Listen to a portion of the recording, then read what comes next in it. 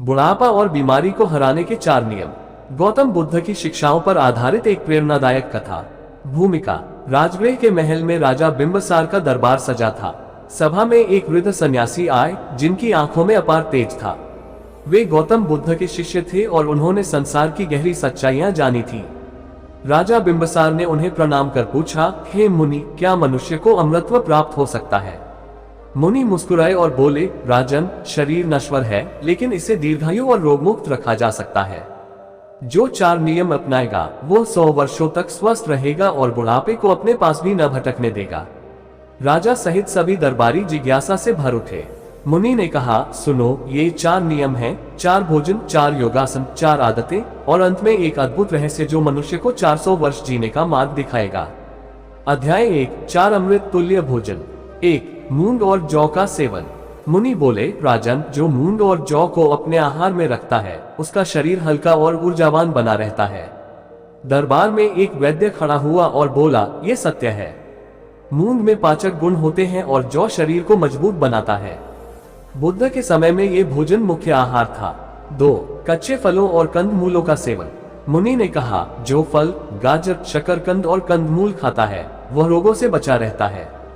राजा ने पूछा, परंतु ये कैसे संभव है?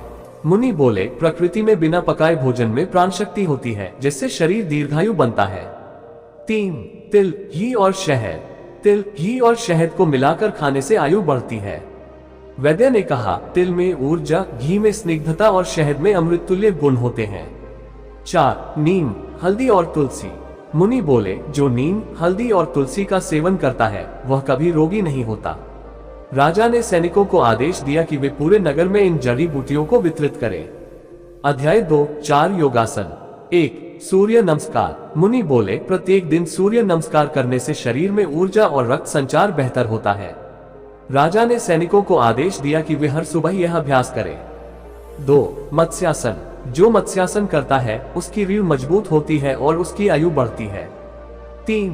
वज्रासन। जो भोजन के बाद वज्रासन में बैठता है उसकी पाचन शक्ति बढ़ती है। 4। श्वास प्रश्वास का नियंत्रण प्राणायाम। जो नासिका से नियंत्रित श्वास लेता है वह दीर्घायु होता है। राजा ने प्रसन्न होकर कहा, ये ज्ञान संपूर्ण नगर में प्रचारित किया जाए। अध्याय 3। 4 दिव्य आदतें। 1। सूर्योदय से पहले उठना। जो ब्रह्म मुहूर्त में उठता है वह दीर्घायु होता है। 2। मन को शांत रखना। क्रोध और चिंता मनुष्य को शीघ्र वृद्ध बना देते हैं। 3। धीमा और चबाकर भोजन करना। जो ध्यानपूर्वक भोजन करता है वह स्वस्थ रहता है। 4। मौन और ध्यान। जो ध्यान करता है उसका मस्तिष्क सदा युवा बना रहता है। अध्याय 4। 400 वर्षों तक जीने का रहस्य। सभा में सन्नाटा था। राजा ने पूछा, क्या कोई 400 वर्ष भी जी सकता है? मुनि मुस्कुराए और बोले, कभी हिमालय के आश्रमों में जाओ, वहां योगी 300-400 वर्षों तक जीते हैं। राजा चकित हो गए, कैसे? मुनि बोले, सही भोजन, सही आसन और ध्यान, ये तीनों नियम पालन करने वाले अमृतत्व के निकट पहुंच सकते हैं। राजा ने प्रणाम किया और घोषणा की, आज से पूरे राज्य में इन नियमों का प्रचार होगा। सभा में जयकार हुई और मुनि अंतर्ध्यान हो गए। गौतम बुद्ध की शिक्षाओं ने सिखाया कि शरीर को स्वस्थ रखने के लिए प्रकृति के नियमों का पालन करना आवश्यक है। यदि कोई 4 भोजन, 4 योग, 4 आदतें और ध्यान का पालन करे तो वह बिना रोग और बुढ़ापे के दीर्घायु हो सकता है। स्वास्थ्य ही सबसे बड़ा धन है। बुढ़ापा और बीमारी को हराने के 4 नियम। गौतम बुद्ध की शिक्षाओं पर आधारित विस्तृत महाकाव्यात्मक कथा। भूमिका। अमृतत्व की खोज। राजा बिंबिसार ने मुनि के उपदेशों को सुना और उनका पालन पूरे राज्य में करवाया। लेकिन एक दिन राजमहल में एक वृद्ध तपस्वी आए। उनकी झुकी हुई कमर, कांपते हाथ और मंद होती दृष्टि देखकर राजा चकित रह गए। तपस्वी बोले, मैंने जीवन भर योग और सात्विक भोजन किया, फिर भी वृद्धावस्था आ ही गई। क्या कोई उपाय है जिससे मैं बुढ़ापे से पूरी तरह मुक्त हो सकूं? राजा ने तुरंत अपने गुरु को बुलाया। मुनि ने मुस्कुराते हुए कहा, राजन, जो नियम मैंने बताए वे आयु बढ़ाने के लिए हैं, परंतु बुढ़ापे और मृत्यु से पुनर्तः मुक्ति एक और गहरे रहस्य में छिपी है। राजा और तपस्वी दोनों ने एक स्वर में पूछा, वह रहस्य क्या है? मुनि बोले, सुनो ध्यान से, तुम्हें 4 और नियमों का पालन करना होगा। ये नियम तुम्हारे शरीर, मन और आत्मा को पूर्ण रूपेण निर्मल बना देंगे। अध्याय 1। बुढ़ापे को हराने के 4 और भोजन। 1। नवनीत ताजा मक्खन और गाय का दूध। मुनि बोले, जो ताजा मक्खन और गाय का दूध पीता है उसकी अस्थियां और मांसपेशियां दीर्घायु होती हैं। तपस्वी बोले, परंतु कुछ लोग कहते हैं कि दूध स्वास्थ्य के लिए हानिकारक हो सकता है। मुनि ने समझाया, यदि दूध को उचित मात्रा में पिया जाए और वह प्राकृतिक हो तो यह अमृत समान कार्य करता है। 2. अंकुरित अन्न और सत्वयुक्त भोजन। जो अंकुरित अनाज खाता है उसमें जीवन शक्ति बनी रहती है। तपस्वी ने सिर हिलाया और कहा, मैंने अपने जीवन में कभी इस पर ध्यान नहीं दिया। 3. नारियल पानी और बेल का रस। जो नारियल पानी और बेल का रस पीता है उसकी त्वचा युवा बनी रहती है। 4. त्रिफला और गिलोय। जो त्रिफला और गिलोय का नियमित सेवन करता है उसका रक्त शुद्ध रहता है और उसकी आयु बढ़ती है। तपस्वी ने कहा, मैं इन सभी नियमों का पालन करूंगा। अध्याय 2, बुढ़ापे को हराने के 4 योगासन। 1. शीर्षासन, हाथ के बल खड़ा होना। मुनि बोले, जो शीर्षासन करता है उसका मस्तिष्क सदा युवा बना रहता है। 2. पवन मुक्तासन। यह आसन पेट और आंतों को स्वस्थ रखता है जिससे शरीर में बुढ़ापे के लक्षण नहीं आते। 3. भुजंगासन, सर्पासन। ये रीढ़ की हड्डी को लचीला बनाए रखता है जिससे वृद्धावस्था जल्दी नहीं आती। 4. मंडूकासन। ये शरीर की ऊर्जा को संतुलित करता है और जोड़ों के दर्द को रोकता है। तपस्वी बोले, ये आसन तो दिव्य है। अब मुझे पूर्ण विश्वास हो गया है कि मैं अपना यौवन बनाए रख सकता हूँ। अध्याय 3, अमृतत्व की ओर 4 और दिव्य आदतें। 1. ब्रह्मचर्य का पालन। मुनि बोले, जो अपनी ऊर्जा को बचाता है और संयम से जीवन जीता है उसकी शक्ति बनी रहती है। 2. मिट्टी के संपर्क में रहना, मिट्टी स्नान। जो पृथ्वी से जुड़ा रहता है वह रोगों से बचा रहता है। 3. नकारात्मक भावनाओं से मुक्त रहना। जो प्रेम और करुणा को अपनाता है वह मानसिक रूप से युवा रहता है। 4. सात्विकता और सरल जीवन। जो कम खाता है, कम बोलता है और कम इच्छाएं रखता है वह सदा संतुष्ट रहता है। अध्याय 4, अनंत जीवन का रहस्य। राजा बिंबिसार और तपस्वी दोनों ने हाथ जोड़कर पूछा, हे मुनि, क्या कोई अनंत काल तक जीवित रह सकता है? मुनि मुस्कुराए और बोले, जो मृत्यु से बचना चाहता है उसे शरीर से नहीं बल्कि आत्मा से अमर होना होगा। राजा ने चकित होकर पूछा, ये कैसे संभव है? मुनि ने उत्तर दिया, यदि कोई पूर्ण रूप से ध्यान, ज्ञान और सत्कर्मों में लीन रहता है तो उसका अस्तित्व सदा के लिए अमर हो जाता है। तपस्वी ने कहा, अब मैं बुढ़ापे और मृत्यु से भयभीत नहीं हूँ क्योंकि मैं आत्मा की शाश्वतता को समझ चुका हूँ। राजा ने आदेश दिया कि पूरे राज्य में ये ज्ञान फैलाया जाए। सभी नागरिकों ने इस जीवन शैली को अपनाना शुरू कर दिया और वर्षों तक स्वस्थ, सुखी और युवा बने रहे। गौतम बुद्ध की शिक्षाओं में बताया गया कि शरीर तो नश्वर है लेकिन सही आहार, सही अभ्यास और सही जीवन शैली अपनाने से हम इसे लंबे समय तक स्वस्थ रख सकते हैं। यदि कोई आयुर्वेद, योग और ध्यान का पालन करे तो वह 400 वर्ष तक जी सकता है और बुढ़ापे को हरा सकता है। संदेश: यदि आप वास्तव में बुढ़ापा और बीमारी से बचना चाहते हैं तो इन नियमों को अपने जीवन का हिस्सा बनाएं और देखिए कि कैसे आपका शरीर और मन सदा युवा बना रहता है। अमृतत्व की खोज, गौतम बुद्ध की शिक्षाओं पर आधारित महाकाव्यात्मक कथा। एक दिव्य गाथा जिसमें बुढ़ापे, रोग और मृत्यु से मुक्ति का रहस्य बताया गया है। भूमिका: जीवन और मृत्यु का रहस्य। राजगृह नगरी के एक कोने में एक वृद्ध ब्राह्मण रहते थे। उनका नाम था वशिष्ठ। वे राजा बिंबिसार के पुराने मित्र थे और वर्षों से योग, आयुर्वेद और ब्रह्मज्ञान का अभ्यास कर रहे थे। एक दिन वे राजमहल आए और बोले, राजन, मैंने अपना जीवन योग और सत्कर्मों में बिताया, फिर भी बुढ़ापा मेरे द्वार पर आ खड़ा हुआ है। क्या कोई ऐसा उपाय है जिससे मैं मृत्यु से बच सकूं? राजा गंभीर हो गए। वे जानते थे कि केवल एक ही व्यक्ति इस प्रश्न का उत्तर दे सकता था, गौतम बुद्ध। राजा ने बुद्ध के पास संदेश भेजा। बुद्ध तत्काल आए और बोले, हे राजन, हे वशिष्ठ, शरीर तो नश्वर है लेकिन कुछ रहस्य हैं जो तुम्हें बुढ़ापे, रोग और मृत्यु से बचा सकते हैं। मैं तुम्हें अमृतत्व के मार्ग पर ले चलूंगा। अध्याय 1, शरीर को युवा रखने के 4 रहस्य। बुद्ध ने कहा, सबसे पहले हमें शरीर को स्वस्थ और शक्तिशाली बनाना होगा। यदि शरीर मजबूत रहेगा तो बुढ़ापा तुम्हारे पास भी नहीं फटकेगा। 1. पंचामृत का सेवन। प्रत्येक दिन प्रातःकाल गुनगुने जल में शहद, घी, गोमूत्र, तिल और तुलसी मिलाकर पीने से शरीर दीर्घायु और युवा बना रहता है। राजा ने पूछा, परंतु ये कैसे कार्य करता है? बुद्ध ने उत्तर दिया, घी स्निग्धता देता है, शहद ऊर्जा देता है, तुलसी रोगों से बचाती है, तिल शक्ति देता है और गोमूत्र शरीर की शुद्धि करता है। 2. उपवास, अल्पाहार और संयम। जो सप्ताह में एक दिन उपवास करता है उसका शरीर हमेशा स्वस्थ रहता है। तपस्वी वशिष्ठ बोले, मैंने कभी उपवास को इतना महत्वपूर्ण नहीं समझा। बुद्ध बोले, उपवास शरीर को आत्मशुद्धि का अवसर देता है, ये सभी दोषों को बाहर निकालता है। 3. प्रातःकाल ताम्र पात्र में जल पीना। जो सुबह ताम्र पात्र तांबे के बर्तन में रखा जल पीता है, उसका शरीर रोगों से मुक्त रहता है। राजा ने आदेश दिया कि पूरे नगर में इस ज्ञान का प्रचार किया जाए। 4. अमृत तुल्य वनस्पतियां, ब्राह्मी, गिलोय और अश्वगंधा।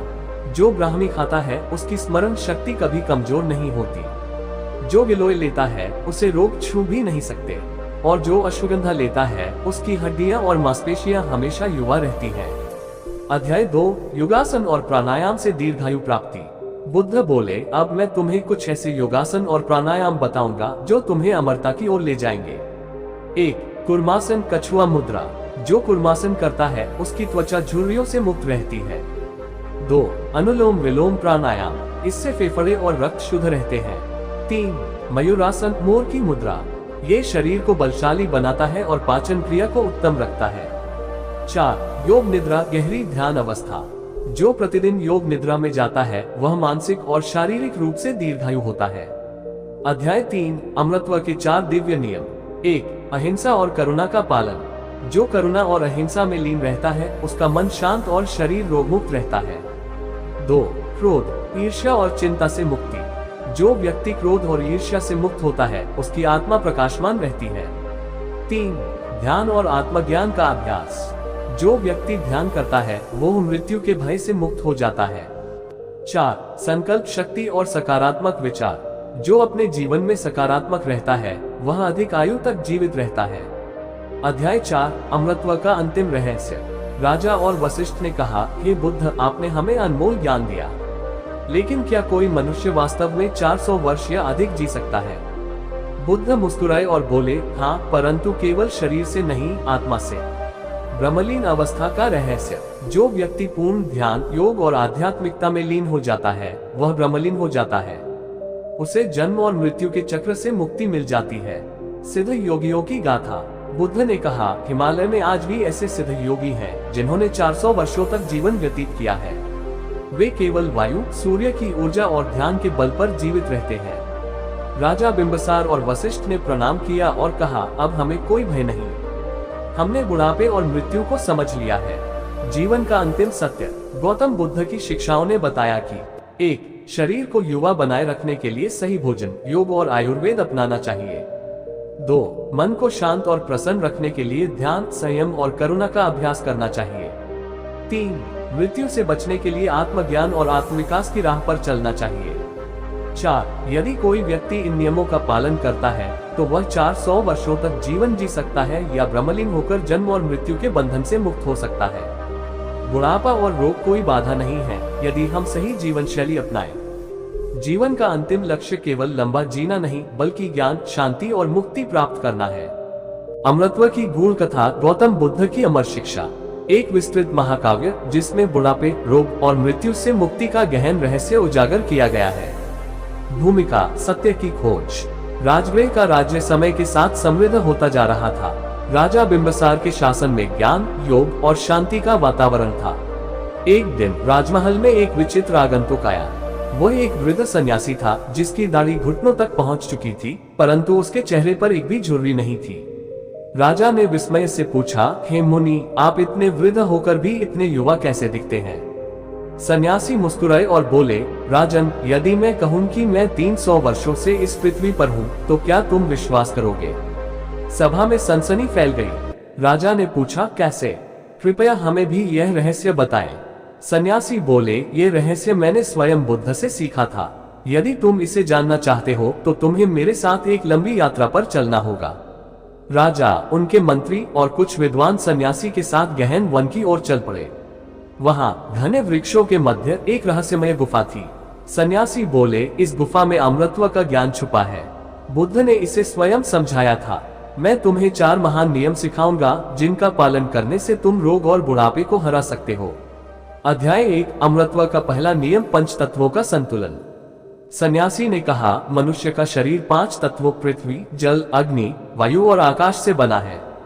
यदि इनका संतुलन बना रहे तो बुढ़ापा पास नहीं आता। 1. पृथ्वी तत्व, भोजन और संतुलन। शरीर को दीर्घायु बनाए रखने के लिए सात्विक भोजन आवश्यक है। यदि आहार शुद्ध होगा तो रक्त और कोशिकाएं दीर्घायु रहेंगी। अमृत तुल्य आहार, अंकुरित अनाज, मूंग, तिल और जौ, गाय का दूध और देसी घी, फल और सूखे मेवे, पंचगव्य दूध, दही, घी, गोमूत्र, गोबर। 2. जल तत्व, शरीर की शुद्धि। शरीर को रोग मुक्त रखने के लिए शुद्ध जल पीना और नदियों में स्नान करना आवश्यक है। जल से अमरता के उपाय: प्रातःकाल तांबे के पात्र में रखा जल पीना, प्राकृतिक झरनों या गंगाजल से स्नान, नीम और तुलसी का पानी पीना। 3. अग्नि तत्व, पाचन और ऊर्जा। जिसका पाचन तंत्र स्वस्थ है वह दीर्घायु होता है। अग्नि तत्व को मजबूत करने के उपाय: अदरक, काली मिर्च और हल्दी का सेवन, प्रत्येक दिन 1 घंटा योग और सूर्य नमस्कार, भोजन के बाद टहलना। 4. वायु तत्व, श्वास का रहस्य। श्वास को नियंत्रित करने वाला अपनी आयु बढ़ा सकता है। वायु तत्व को संतुलित करने के लिए प्राणायाम, अनुलोम विलोम, कपालभाति, भस्त्रिका। सुबह सुबह ताजी हवा में टहलना, गहरी और धीमी श्वास लेना। 5. आकाश तत्व, ध्यान और मौन। जो व्यक्ति प्रतिदिन ध्यान करता है वह मृत्यु के भय से मुक्त हो जाता है। आकाश तत्व से अमृतत्व, मौन व्रत का पालन, ध्यान में 30 मिनट तक बैठना। संतों और सत्संग का संग। अध्याय 2, योग के 4 रहस्य जो अमृतत्व देते हैं। 1. सिद्धासन। यह आसन मस्तिष्क और शरीर की ऊर्जा को नियंत्रित करता है। 2. विपरीत करनी मुद्रा। ये शरीर में रक्त संचार को संतुलित रखता है और बुढ़ापा दूर करता है। 3. कच्छपासन, कछुए की मुद्रा। जो कच्छपासन करता है उसकी त्वचा हमेशा युवा बनी रहती है। 4. महामुद्रा, अंतिम योग मुद्रा। जो महामुद्रा का अभ्यास करता है उसकी कोशिकाएं कभी नष्ट नहीं होती। अध्याय 3, अमृतत्व का तीसरा नियम, जीवन शैली के 4 रहस्य। 1. ब्रह्म मुहूर्त में जागना। जो सूर्योदय से पहले उठता है उसकी आयु बढ़ती है। 2. मृदु वचन और सच्चाई का पालन। जो सदा सत्य बोलता है उसके शरीर में सकारात्मक ऊर्जा प्रवाहित होती रहती है। 3. संयम और संतोष। जिन्हें काम, क्रोध, लोभ और मोह जीतने का ज्ञान है वे अमरता प्राप्त कर सकते हैं। 4. जल और फल आधारित उपवास। प्रत्येक पूर्णिमा और एकादशी को उपवास करने से शरीर दिव्य ऊर्जा से भर जाता है। अध्याय 4, अमृतत्व का अंतिम रहस्य। राजा बिंबसार और उनके मंत्री विस्मय में थे। उन्होंने पूछा, क्या इन नियमों का पालन करने से हम सदा जीवित रह सकते हैं? सन्यासी ने कहा, हाँ, परंतु ये केवल शारीरिक अमरता नहीं है। सच्ची अमरता आत्मा की मुक्ति में है। ब्रह्मलीन अवस्था का ज्ञान। जो व्यक्ति ध्यान में इतना लीन हो जाता है कि उसे स्वयं का अस्तित्व भी अनुभव नहीं होता, वही ब्रह्मलीन हो जाता है। वह जन्म और मृत्यु के चक्र से मुक्त हो जाता है। हिमालय के अमर योगी। आज भी हिमालय में ऐसे योगी हैं जो केवल प्राणायाम और ध्यान के बल पर सैकड़ों वर्षों तक जीवित रहते हैं। राजा ने कहा, अब हमें मृत्यु का भय नहीं, हमने अमृतत्व का मार्ग पा लिया है।